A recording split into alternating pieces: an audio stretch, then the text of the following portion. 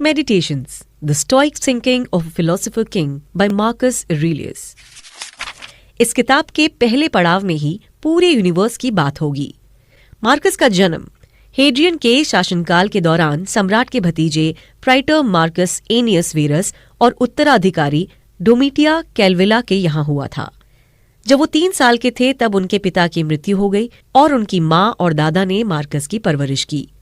Hadrian के दत्तक पुत्र एलियस सीजर की 138 में मृत्यु हो जाने के बाद सम्राट ने मार्कस के चाचा एंटोनिनस पायस को अपने नए उत्तराधिकारी के रूप में अपनाया। बदले में एंटोनिनस ने एलियस के बेटे मार्कस और लूसियस को गोद लिया। उसी वर्ष हेड्रियन की मृत्यु हो गई और एंटोनिनस सम्राट बन गया। अब सिंहासन के उत्तराधिकारी मार्कस ने कॉर्नेलियस फ्रॉन्टो जैसे ट्यूटर्स के तहत ग्रीक और लैटिन का अध्ययन किया। आपको बता दें कि ऑरेलियस न केवल एक सम्राट थे बल्कि एक दार्शनिक भी थे। वो ग्रीक स्टोइसिज्म की विचारधारा को मानते थे। ऑरेलियस के दर्शन के कारण उन्हें दार्शनिक राजा की उपाधि मिली थी। तो अब सवाल ये भी उठता है कि आखिर उनके विचार क्या थे। इसी सवाल का जवाब बड़ी बारीकी से इस किताब में बताने की कोशिश की गई है। तो चलिए शुरू करते हैं। मार्कस ऑरेलियस एक रोमन सम्राट थे और वो हर दिन हर तरह के लोगों से मिलते थे। उनके बहुत सारे दुश्मन थे और काफी लोग चाहते थे कि उनकी मौत हो जाए। लेकिन इन सब चीजों के बावजूद मार्कस ऑरेलियस ने हमेशा ये कहा कि हमें दूसरे लोगों को जज नहीं करना चाहिए और हमें दूसरे लोगों को बुरी नजर से नहीं देखना चाहिए। मार्कस ऑरेलियस कहते हैं कि हाँ, हम जिंदगी में काफी लोगों से मिलेंगे। हम सब लोगों के अंदर गलतियां होती हैं और हम किस हक से दूसरे के ऊपर गुस्सा हो सकते हैं, तो हम किस हक से दूसरों के ऊपर गुस्सा हो सकते हैं। मार्कस ये कहते हैं कि हम सब ऊपर से ही आते हैं और हम सब लोगों के अंदर अच्छाई और बुराई होती है और हम सब लोग एक ही जगह से आए हैं, तो हम सब क्यों एक दूसरे से नफरत करें। आपको बता दें कि मार्कस एक कॉन्सेप्ट के बारे में बात करते हैं जिसे लोगोस कहा जाता है। उनका विचार था कि लोगोस को हर जगह देखा जा सकता है। ये पृथ्वी, वृक्षों और यहाँ तक कि हमें भी बनाता है। इसके आगे मार्कस कहते हैं कि लोगोस ने ही सोसाइटी में मापदंड तय किए हैं। इसी वजह से सम्राट को ज्यादा रिस्पेक्ट मिलती है और दासों को कम। हमें समझना चाहिए कि हम एक सिस्टम के गुलाम बन चुके हैं। मृत्यु सत्य है, इसलिए इससे डरने की कोई जरूरत नहीं है। प्राचीन काल में मृत्यु जीवन का एक वर्तमान तथ्य था। मृत्यु दर बहुत अधिक थी और औसत जीवन रेट कम, जिसकी वजह से मृत्यु से डर लगा करता था। लेकिन मार्कस ऑरेलियस को लगता है कि इंसान को मौत से कभी भी डरना नहीं चाहिए। उनका मानना था कि जब तक आत्मा शरीर को छोड़ेगी नहीं, तब तक वो बेहतर बनने के लिए आगे नहीं बढ़ पाएगी। इसलिए इंसान की बेहतरी के लिए जीवन के साथ साथ मौत भी जरूरी है। उनका मानना था कि जो भी इस दुनिया को चला रहा है, मान लेते हैं कि दुनिया को लोगोस चला रहे हैं, तो उनके पास आपके लिए बेहतर प्लान है। तभी आपके शरीर से आत्मा अलग होगी। इसलिए आपको पता होना चाहिए कि जब तक दुनिया चलाने वाला नहीं चाहेगा, तब तक मौत भी आपका कुछ नहीं बिगाड़ सकती है। इसीलिए किसी को भी मौत से डरने की जरूरत नहीं है। जिंदगी बहुत छोटी सी है, इसलिए कंप्लेन करना बंद कर दीजिए। इस बात में कोई दो राय नहीं है कि कोई भी कभी भी इस दुनिया को अलविदा कह सकता है। यहाँ किसी का जीवन गारंटी कार्ड के साथ नहीं आया है। इसलिए हमेशा इंसान को खुश रहने की कोशिश करनी चाहिए।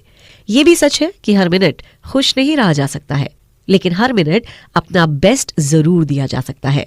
इसीलिए आज से ही अपनी लाइफ को देखने का नजरिया बदलने की शुरुआत कर दीजिए।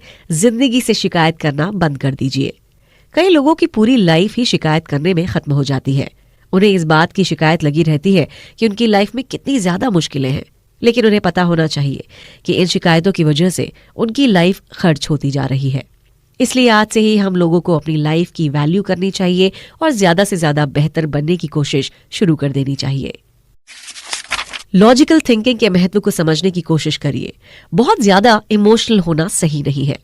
Author stoic school of philosophy को काफी ज्यादा सम्मान दिया करते थे। इस स्कूल में लॉजिकल थिंकिंग के ऊपर काफी ज्यादा जोर दिया जाता है। वहां बताया गया था कि शांत दिमाग से बेहतर फैसले लिए जा सकते हैं। इसलिए कठिन से कठिन सिचुएशन में हमें अपने दिमाग को शांत रखने की कोशिश करनी चाहिए।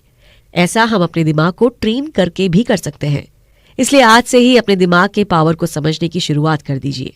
आपका दिमाग ही आपका सबसे अच्छा दोस्त है। इसकी मदद से आप लाइफ में कुछ भी हासिल कर सकते हैं। अब सवाल उठता है कि दिमाग को कैसे ट्रेन किया जा सकता है। आपको इस सवाल का जवाब इस आने वाली छोटी सी कहानी में मिल जाएगा। 1971 में अमेरिकी सेना के जवान स्टीफन एस्लास वियतनाम के युद्ध से घर लौटे तो काफी परेशान थे। जंग ने उन्हें दिमागी और जज्बाती तौर पर तोड़ कर रख दिया। उन्हें अजीब बेचैनी ने घेर लिया। उनका किसी भी काम में मन नहीं लगता। उन्हें बहुत ज्यादा घबराहट होने लगी थी। तभी किसी दोस्त ने उन्हें मेडिटेशन की सलाह दी। ध्यान करने से पहले उन्होंने इसे पूरी तरह से नकार दिया था, लेकिन फिर घर वालों की काफी मिन्नतों के बाद उन्होंने मेडिटेशन की शुरुआत की। धीरे धीरे उनकी हालत में काफी सुधार देखने को मिलने लगा। लेकिन आज इतने साल बीत जाने के बाद भी जंग की भयानक यादें उन्हें गाहे बगाहे परेशान करती रहती हैं। स्टीफन एस्लस कहते हैं कि उन्हें ध्यान करने से उनके अंदर एक अलग ही शक्ति का समावेश हुआ है। उन्हें एहसास होता है कि उनका दिमाग पहले से बहुत ज्यादा शक्तिशाली हो चुका है। उन्हें बिल्कुल नहीं लगता था कि मेडिटेशन से उनकी लाइफ में इतने अच्छे बदलाव आएंगे। अगर आप भी अपने दिमाग को बेहतर बनाना चाहते हैं तो मेडिटेशन को अपनी लाइफ का हिस्सा बनाने की शुरुआत कर दीजिए।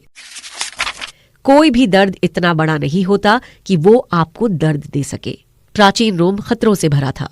खासकर एक सम्राट के लिए उन्हें कई साजिशों का सामना करना पड़ता था। पता ही नहीं चलता था कि कब उनकी मौत हो जाएगी। ऑथर के सामने भी मुश्किलों का पहाड़ खड़ा हुआ था। उन्हें कई बार भयानक दर्द का सामना करना पड़ा था। इसलिए उन्होंने अपने दर्द से सीखा था कि इस दुनिया में कोई दर्द आपका नुकसान नहीं कर सकता है। अगर आप अंदर से मजबूत हैं तो किसी भी दर्द के अंदर इतना दम नहीं होता कि वो आपको तोड़ सके। मार्कस कहते हैं कि हमें समझना होगा कि दर्द भी ऊपर वाले ने तय किया है। अगर हमारी किस्मत में दर्द लिखा है तो उसे आने दीजिए। उसके सामने सीना तानकर खड़े हो जाइए और कहिए कि दर्द, तुम अपना काम करो, लेकिन तुम्हारे होने से मुझे कोई फर्क नहीं पड़ने वाला है।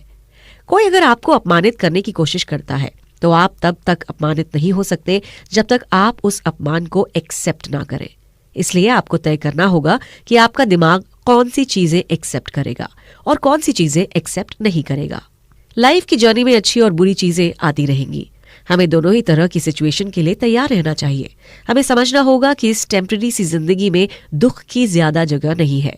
इसलिए खुद को खुश रखने की जिम्मेदारी हमारी ही है। कोई दूसरा हमारी खुशियों की जिम्मेदारी नहीं ले सकता है। मार्कस कहते हैं कि लोगोस सभी के लाइफ का हिस्सा है। इसलिए हमें अपने दर्द को एक्सेप्ट करना सीखना होगा। बड़े से बड़े दर्द को एक्सेप्ट करिए और मूव ऑन करने की कोशिश करिए। इस बात को मान लीजिए कि आपको कोई और दूसरा मूव ऑन कराने नहीं आएगा। कुल मिलाकर मार्कस कहते हैं कि सुखी जीवन बनाने के लिए बहुत कम की आवश्यकता होती है। ये सब आपके भीतर है, आपके सोचने के तरीके में है। इसी के साथ हमें ये समझ लेना चाहिए कि दुनिया परिवर्तन के अलावा कुछ नहीं है। हमारा जीवन केवल धारणा है। क्या करें? दूसरों से प्रेम करिए और लाइफ के प्रति भी थैंकफुल रहिए। जिंदगी में खुशियां बांटने की कोशिश करिए। इस लाइफ में दुख की कोई जगह नहीं है, क्योंकि जिंदगी बहुत छोटी सी है। और अजीब बात यह है कि जब ये बात समझ में आती है तो आधी से ज्यादा जिंदगी बीत चुकी होती है। इसलिए जल्द से जल्द अपने लाइफ की मीनिंग को समझने की शुरुआत कर दीजिए।